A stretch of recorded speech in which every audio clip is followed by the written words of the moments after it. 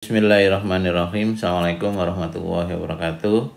Sebelumnya minta maaf, semakin lama kok semakin sibuk dan sedikit sekali bisa memberi kajian. Mudah-mudahan Allah memberi kemudahan saya untuk istiqomah, begitu juga jenengan. Salawat dan salam semoga tetap atas junjungan kita Nabi besar Muhammad SAW. Allahumma sholli ala Muhammad wa ala ali Muhammad wa ala anbiya'i wal mursalin.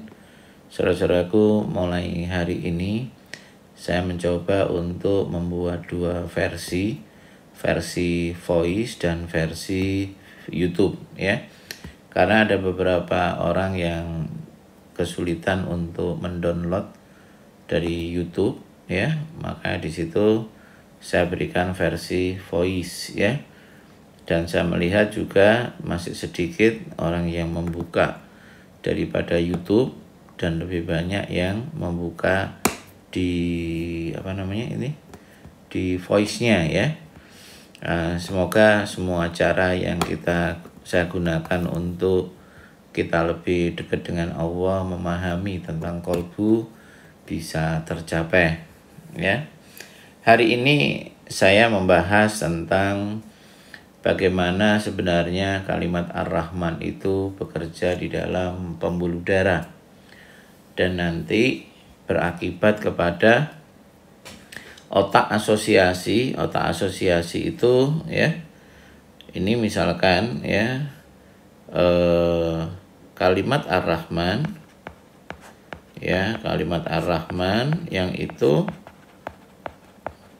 jika dihidupkan di dalam kolbu, maka ada pengaruh yang hari ini ingin saya terangkan adalah pada pembuluh darah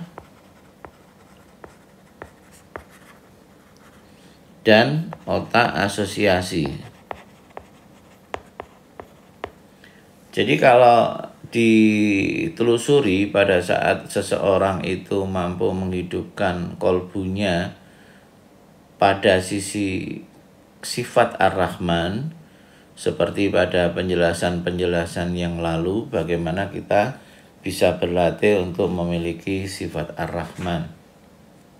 Paling enggak saat ini kita krisis berkata lemah lembut ya.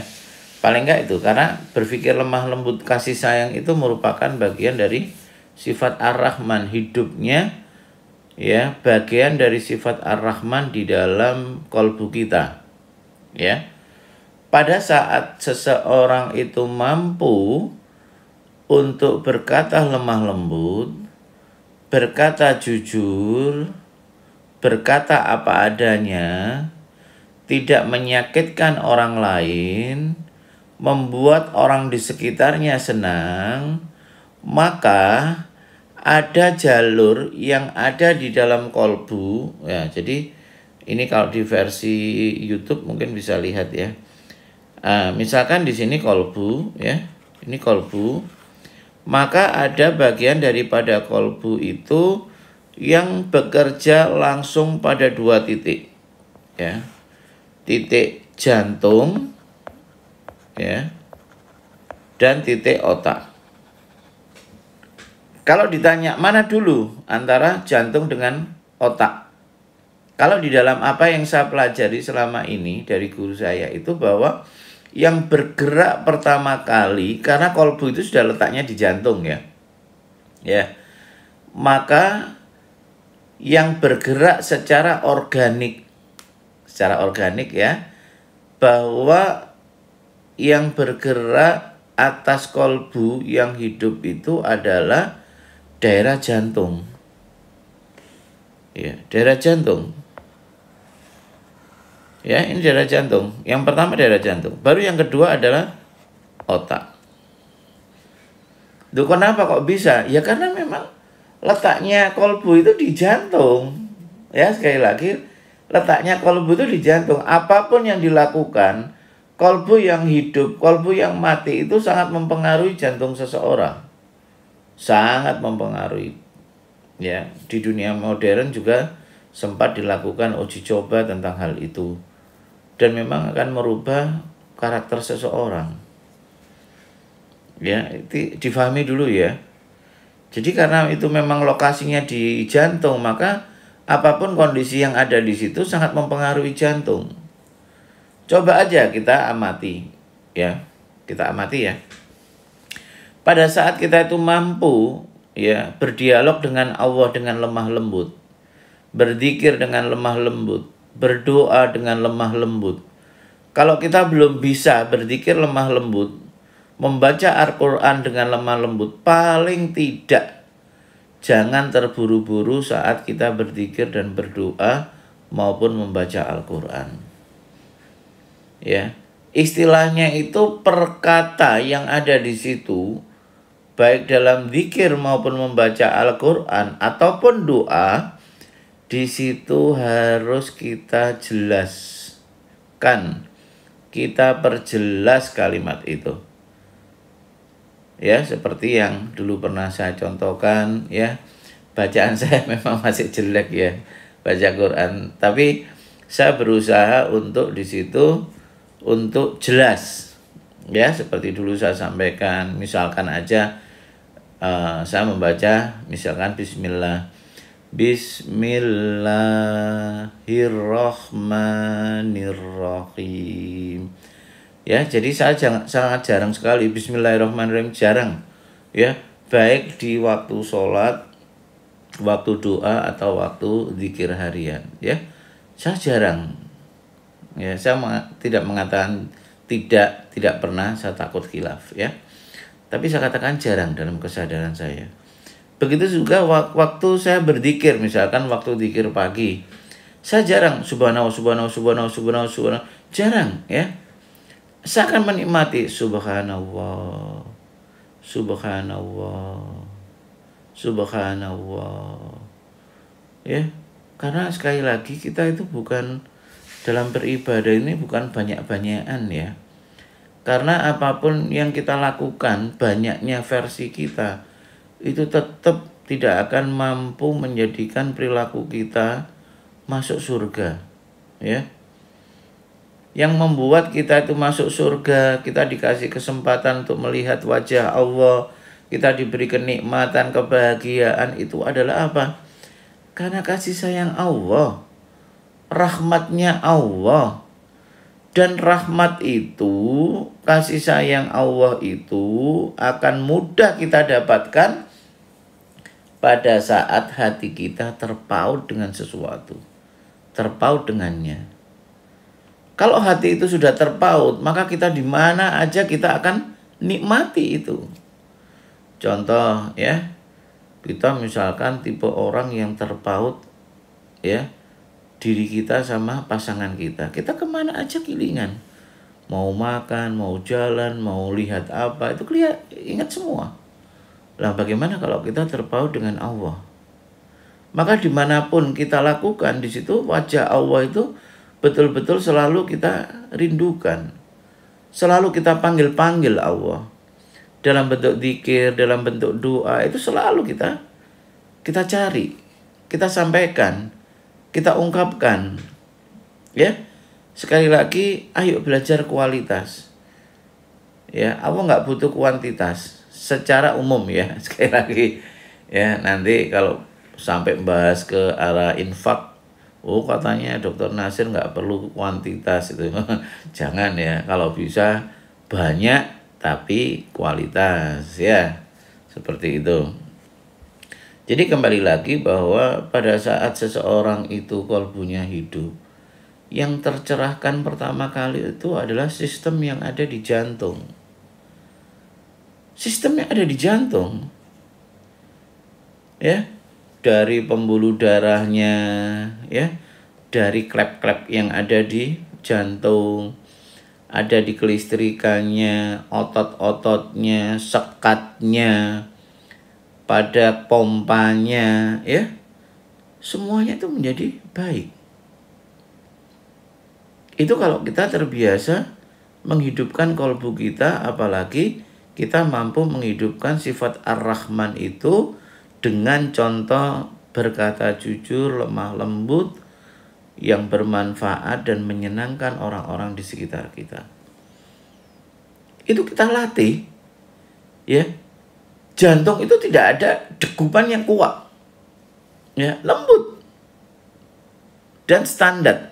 Artinya lembut di sini tuh lembut yang menurut normalnya kerja jantung. Itu kita dapatkan. Coba aja kalau kita sering ya doa sampai menangis, kira-kira tenang nggak? Sistem tubuh kita, jantung kita, ya, dada kita, dan semua apa yang ada di dalam tubuh kita, kira-kira enak nggak? Enak. Karena apa? Pada saat hidup itu jantung pertama kali yang bekerja, ya.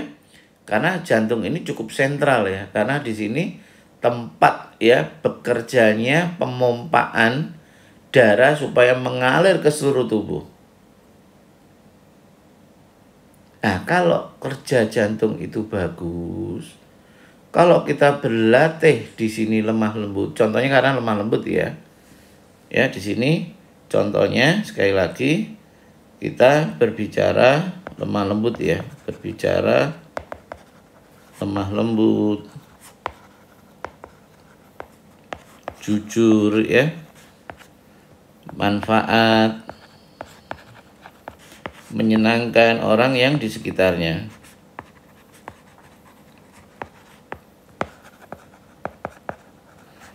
Jadi sekali lagi bahwa pada saat kita mampu melakukan ini, yang kerja pertama kali organ adalah jantung. Semua komponen jantung bekerja, mulai persarafannya, kelistrikannya, ya, kelistrikan. Lalu klep, ya, di situ ada 4 klep.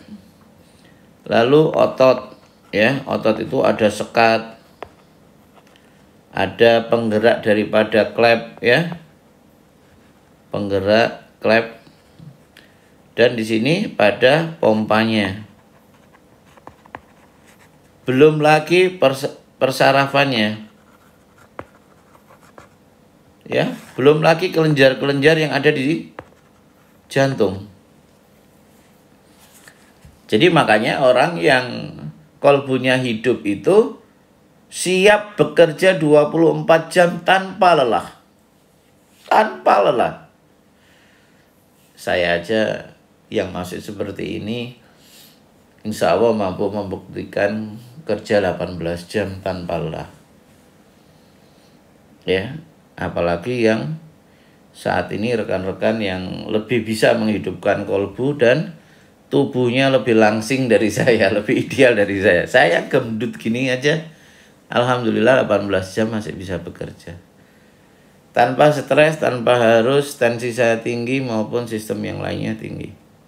Semuanya malah ideal. Pada saat kolbu itu seperti itu, biasanya saya ngecek ya gula atau apa, ya, tensi itu enak semua, normal semua. Ya, karena apa? Kolbu kita hidup. Lalu yang kedua, ya, ini memang nggak bisa satu session, ya. Yang kedua, pada saat kita itu di situ lembut, kolbu kita itu kita hidupkan dengan kalimat-kalimat lembut. Ketahuilah saudara-saudaraku, pada saat kita menggunakan potensi di dalam tubuh kita dengan langsung dari otak kita, maka, ya, ini kalau misalkan ada otak, ya, otak. Misalkan otak itu saya anggap ada kotak gini, ya. Misalkan aja, ya, saya anggap kotak, ya. Nah, ini daerah yang umum, ini daerah khusus yang bawah. Ya, ini daerah khusus, yang atas daerah umum. Pada saat seseorang itu tidak menggunakan kolbunya untuk membimbing otaknya dalam bekerja, ya, maka potensi yang umumnya itu menjadi berkurang. Ya, misalkan aja umum ini dikasih Allah jatah 100%. Lalu yang khusus ini tidak terbatas. Apalagi khusus level 2, ya. Ini sesuatu yang tidak terbatas. ya. Tidak terbatas.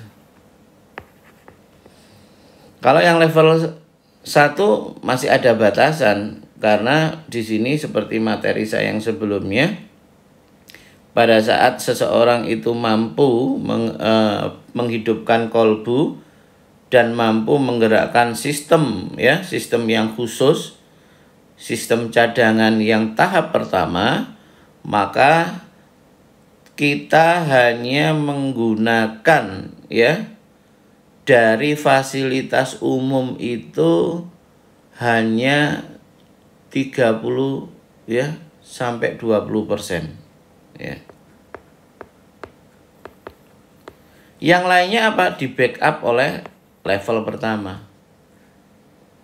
Tapi pada saat orang itu mampu kolbunya mengaktifkan otaknya pada level kedua, maka fasilitas yang umum tadi itu kita hanya menggunakan antara 5-10%. Yang lainnya ke backup daripada yang level 2. Pada saat kita itu mampu menggunakan hanya sedikit yang fasilitas umum, maka berarti kita lebih berpeluang untuk sehatnya itu jauh lebih panjang, dan umur kita jauh lebih panjang. Kemampuan kita apapun yang menyangkut fisik kita jauh lebih kualitas. Karena apa? Kita hanya menggunakan 5% dari fasilitas umum. Yang lainnya di backup oleh fasilitas khusus. Ya, ini sudah 17 menit. Saya cukupkan aja ya, nanti saya sambung lagi. Dan ini saya menganggap materi untuk hari Senin ya. Saya berusaha minggu ini untuk lengkap ya. Jadi sekali lagi ini saya gunakan untuk materi hari Senin. Seperti itu yang bisa saya sampaikan. Terima kasih. Wassalamualaikum warahmatullahi wabarakatuh.